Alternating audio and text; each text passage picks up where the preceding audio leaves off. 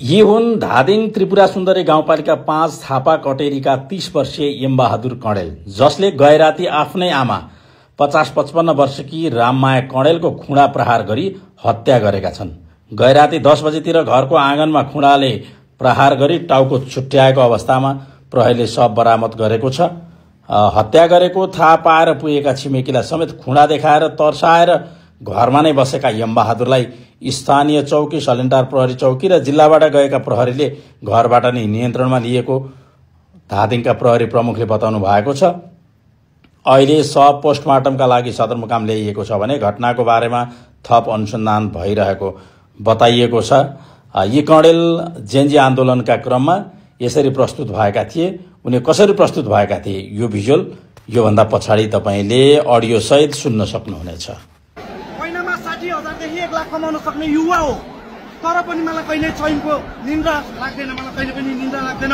मेरो साथीभाइहरू कतिलाई थाहा छन्, मैले त्यसको लागि कति सहन्छु, कति हुन्छ नि सोच्छु।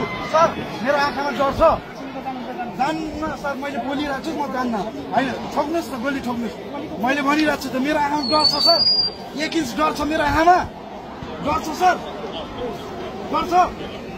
ठोक्नुहोस्, के गर्न सक्नुहुन्छ, त्यही गोली ठोक्ने हो, बरु मारे भने मार्नु भइहाल्यो, आनन्द। यो देशको बारेमा सोच्नै परेन, मेरो हातमा भगवानले लानुहुन्छ।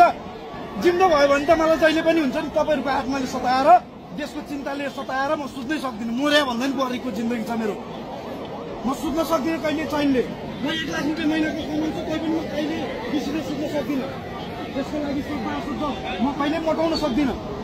अब त अति पनि छ, देशमा जनताको आवाजलाई चाहिँ प्रबन्ध गर्न पाउनुहुन्न तपाईँहरूले। मेरो आँखामा डर छ, अनम्यान आर्मी हो जुन कि भारतीय दलालसँग, अमेरिकन पुँजीवाद दलालसँग र देशको दलाल 100 जनासँग एक्लै लड्न सक्ने क्यापेसिटी छ मसँग, एक्लै। त्यही भएर सर बेलैमा जनताको लागि सोच्नुहोस्, देशको लागि सोच्नुहोस्। तपाईँहरूलाई पनि स्वतन्त्र जनताको एउटा हुन्छ नि अपिल छ, तपाईँहरूलाई हुन्छ स्वतन्त्र जनताको चाहिँ हुन्छ नि विनम्र अनुरोध छ।